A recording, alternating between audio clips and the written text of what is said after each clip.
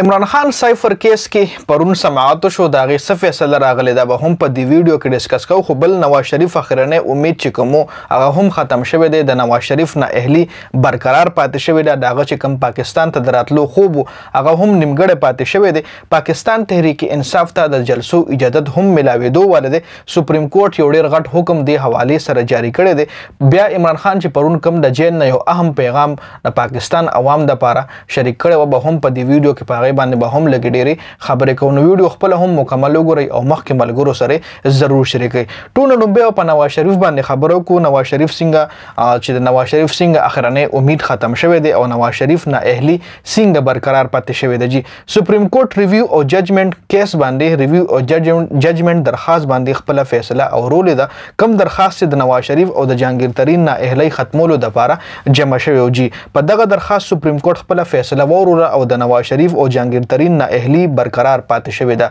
د ریویو اینڈ ججمنټ بیل چې کوم دی دا د پی ډی ایم په حکومت کې دای پاس کړو د نواز شریف د نه اهلی ختمولو د لپاره پی ډی ایم ک شپږ میاشتې چې کوم حکومت په پاکستان کړی د کدی کې دای نور څه کړی دی او کنه دی کړی نو خپل کرپشن خپل جیبونه ډک کړی دی او واسره د خپل کیسونه ختم کړی دی او نواز شریف ته د پاکستان ته واپس راتلو لارو آزادولو کوششونه کړی دی جی نو دا هم یو بیل دای پاس کړی ریویو اینڈ ججمنټ بیل ول ویل شي دا هغه بیل چې په چا باندې قید ختی په چا باندې نه اهلی وي نو غي دوباره اپلای کول شي کورټ کې چې زموږ د فیصله دوباره سنو کړل شي په دې باندې دی ریویو مطلب یو قسم د ریویو وشتلو په هغه فیصله باندې جی فلحال د نواز شریف او د جهانگیر ترین چې کوم نه اهلی ده هغه ته حیات پاتې شوی دی جی بل پاکستان تحریک انصاف ته د جلسو اجازه ملاوېدو ولده لاهور های کورټ یو غټ حکم جاری کړی دی څنګه چې تاسو له معلومه را چې د پی ټی آی چې کم رهنما دی هغه د لیبرټي چوک جلسې د لپاره ډي سي ته درخواست کړو چې موږ له اجازه ملو شي چې موږ په لیبرټي چوک لاهور کې جلسو کو خو ډي سي لاهور په دغه درخواست باندې هیڅ قسم ریسپانس نو ورکړی جی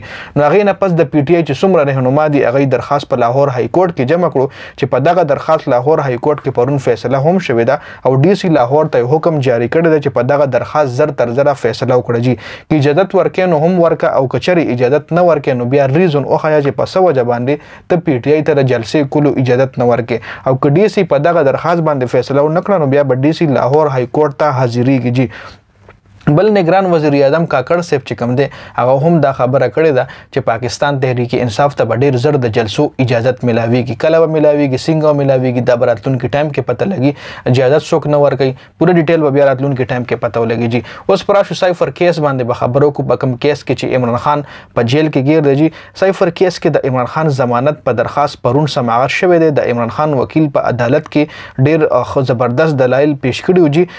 د عمران خان چې کوم وکیل سلمان صفدر په عدالت کې ډېر کلی دلایل پیش کړل خو چیف جسټس اسلام آباد های کورټ دا خبره وکړه چې د هفته کې ز فیصله ځکه نو سنوم چې کم مخالف وکیل له کم اپوزیشن وکیل له اغلب هم ز ټایم ورکوم چې هغه هم خپل دلایل پیش کړي چون کې چې کم دا سایفر کیس کې اپوزیشن وکیلونو هغه د عدالت نه ټایم اوستو چې مال د ټایم ملو شي چې ز خپل دلایل پیش کوم زه هغه لپاره کمپلیټ تیاری وکم نو د اسلام آباد های کورټ دا فیصله وکړه چې زبوس مخالف چې کم وکیل له اغلب هم چانس ورکوم غلبه هم ټایم ورکوم نو دا فیصله به زبل هفته کې کوم د عمران خان وکیل ورته وی چې نجی دا فیصله خو نن ځکه پکار ده چې په عمران خان باندې بر روان 17-18 اکتوبر چې کوم دی په هغه باندې به فرد جرم عاید کیږي نو هغه نه مخکې د دې کیس فیصله اومدل ته پکار ده جی خو بیا هم جج اون منل جج ورته وی چې نه د دې کیس فیصله به زه روان پیر ته کوم نو د دې کیس فیصله روان پیر ورځې پورې ملتوي شوې ده اوس په کو د عمران خان په پیغام باندې خبره کم پیغام چې عمران خان د جیل نه د پاکستان عوام د لپاره جاری کړی هغه الریډي ډیټیل ویډیو پاغه ما پرون جوړه کړې و خو کې چې دا نوکات چې کم دی غدا دي چې عمران خان ویلو چې کله زه گرفتار شوم نو منی سوروز زما لپاره سخت ځکه وي چې په جیل کې زما لپاره بندوبست نو شوی د ما بستر نه وازه په فرش د کېدم او اوس جیل کې زه اډجسټ شوی ما زه قرآن شریف ما ډېر مطلب تفصیلا سټډي کو ورسره اسلامي کتابونه سټډي کوم زما نور هم ایمان زما نور هم چې کوم دی هغه مستحکم شوی د ایمان زه ذهني منټلی فزیکلی اوس کمپلیټلی سترانګ شوی هم په کم پنځه کس باندې چې کم عمران خان گرفتار شو زه اوس هغه عمران خان نیم زه اوس هم په خپل موقف باندې کلک کلک ولاړم او پاکستانیانو ته ویلي دي چې پاکستانیانو د ستاسو لیډر شاته هټېدو والا نه دی، هغه په خپل موقف باندې کلک ولاړ دی، یو انچ هم شاله کېږم نه او دا یقین لرم چې پاکستان چې کوم زه دا غواړم چې د پاکستان فیصلې دي د آئین مطابق وشي،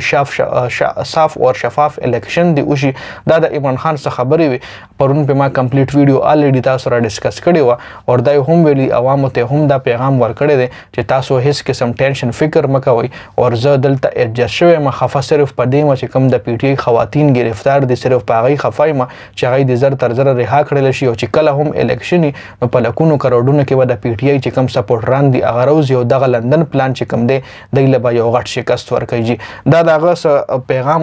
چې دا نوکات مې پکې تاسو سره شریک کړه، دا اپډیټ سو. ډېره زیاته مننه جي. والسلام.